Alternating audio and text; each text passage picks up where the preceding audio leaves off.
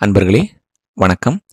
நாம இப்ப பார்க்க போறது விஞ்ஞான பைரவ தந்த்ரா அப்படின்ற ஒரு புத்தகத்தை பத்தியும் அதுல குறிப்பிட்டிருக்க தந்திரங்கள் பத்தியும் தான். இந்த புத்தகத்தை பத்தி சொன்னா இது பேரறிவு அப்படின்னு கிடையாது, தத்துவமும் கிடையாது. அது தந்திரம். தந்திரம் அப்படின்னா ஒரு வழிமுறை அப்படின்னு சொல்லலாம், இல்லை ஒரு தொழில்நுட்பம் அப்படின்னு சொல்லலாம், இல்லை ஒரு வழி அப்படின்னும் சொல்லலாம். இது அறிவு சார்ந்த கேள்விக்கு உட்பட்டது கிடையாது. ஆனால் உண்மையை எப்படி அடைய வேண்டும் அப்படின்றதுக்கான ஒரு வழி.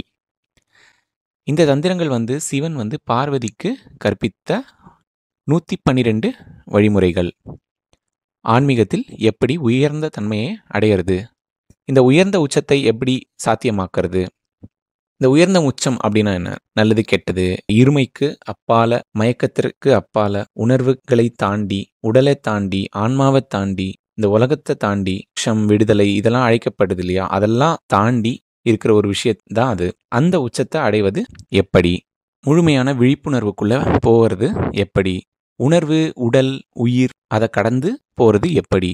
எப்படி முக்தி அடைவது? இது எல்லாத்துக்குமான வழிமுறை தான் இந்த விஞ்ஞான பைரவ தந்திரா.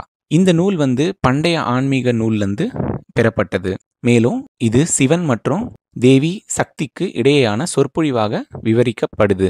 இது 112 தியான முறைகள் அல்லது சூத்திரங்கள் அல்லது நுட்பங்கள் அல்லது தந்திரங்கள் பற்றி பேசுது.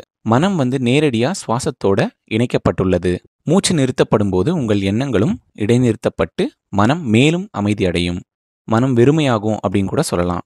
இந்த நுட்பங்களை பற்றி விளக்கறதுக்கு அதிகம் கிடையாது. ஏன்னா நீங்கள் அதை சரியாக செஞ்சால் அது ஆழமான அனுபவமாக புரியும். பொதுவாக இந்த 112 தந்திரங்களில் 2 அல்லது 3 நுட்பங்கள் உங்கள் ஆன்மாவுக்கு பொருந்தும். அதை உங்கள் அனுபவத்தில் தான் நீங்கள் கண்டறியணும். அதை மட்டும் கடைபிடிச்சாலே போதும். உங்களுக்கு பொருந்துறது எல்லாருக்கும் பொருந்தணும் அப்படின்ற அவசியம் கிடையாது. ஒருவரோட தன்மைக்கு ஏற்ப ஒருவர் தன்னோட வழியை தேர்ந்தெடுத்துக்கலாம். விஞ்ஞான பைரவ தந்திரத்தின் தியானங்கள் வெற்றிடத்தை அடைவதற்கான விரைவான வழி அல்லது அது சமாதிக்கும் வழிவகுக்கும். இதில் இருக்க ஒரு சில பயிற்சிக்கு கண்டிப்பாக குருவோட அருள் பெற்று தான் செய்யணும். ஒரு சிலது நீங்களே முயற்சி செஞ்சு பார்த்துக்கலாம். இப்போ இந்த புத்தகத்தில் குறிப்பிட்டிருக்க தந்திரங்களை பற்றி ஒவ்வொன்றா பார்ப்போம். இது எல்லாம் உங்களுக்கு உபயோகமாக இருக்கும் அப்படின்னு நாங்கள் நம்புகிறோம். இப்போ தந்திரங்களுக்குள்ள போகலாம். தந்திரம் 1. உள்மூச்சும் வெளிமூச்சும் சந்திக்கும் புள்ளியில் நுட்பமாய் அந்த அனுபவம் உள்ளது. மூச்சை மிக மிக நுட்பமாய் கவனிக்கும் போது பளிச்சென்று அந்த அனுபவத்தை பெறலாம். தந்திரம் 2.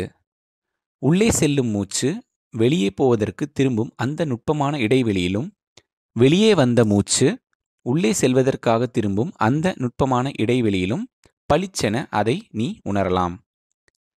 தந்திரம் 3. உள்ளே செல்லும் மூச்சு சக்திமயம், வெளியே செல்லும் மூச்சு சிவமயம். 2 மூச்சும் முட்டிக்கொள்ளும் அந்த மையப்புள்ளியே சிவசக்தி மையம். அந்த மையப்புள்ளியில்தான் நீ அந்த ஆனந்த லயத்தை பெறுகிறாய். தந்திரம் 4. மூச்சை உள்ளே செலுத்தி நிறுத்துவது பூரண கும்பகம், மூச்சை வெளியேற்றி நிறுத்துவது சூனிய கும்பகம். பூரண கும்பகம் சக்திமயம், சூனிய கும்பகம் சிவமயம். இந்த 2 கும்பகத்தில் நிறுத்தும் பொழுது மனம் சுயம் காணாமல் போகும். ஒளியும் வெளியும் பிரகாசிக்கும். மன தூய்மையின்றி அதனுடன் போராடுவோர்க்கு இது வாய்க்காது. தந்திரம் 5. புருவ மத்தியில் உள்ள புள்ளியே சாம்பவி, அங்கே கவனம் வை. எண்ணங்களை இழுத்து கொண்டு மனம் அசைவதை கவனி. சாம்பவியை ஊடுருவி உள்மூச்சை உச்சியை நோக்கி செலுத்து. உச்சியின் வழியே ஒளிமயமாய் உணர்வு உன்மேல் கங்கை போல் பொழிவதை அனுபவி. தந்திரம் 6. இந்த அனுபவத்திற்கு பணக்காரன், ஏழை, அறிவாளி, மூடன், சிவப்பன், கருப்பன், உயர்ஜாதி, கீழ்ஜாதி, அந்த மதம், இந்த மதம், அந்த இனம், இந்த இனம் என்ற எந்த பேதமும் கிடையாது. எந்த பணியில் ஈடுபாடு இருந்தாலும் உள்மூச்சையும் வெளிமூச்சையும் கவனித்தபடி இரு. உறுதியாய் ஒரு நாள் புதிய ஞானப் பிறப்பை நீ எடுப்பாய். தந்திரம் 7. காட்சிக்கும் கருத்துக்கும் எட்டாதது உன் மூச்சுக்காற்று. அதை உணர மட்டுமே முடியும். நெற்றியின் மையத்திலிருந்து அது இதயத்தை நோக்கி பாய்ந்து கலப்பு எனப் பெறும் காலபைரவரின் மையத்தை பிரகாசப்படுத்தும்.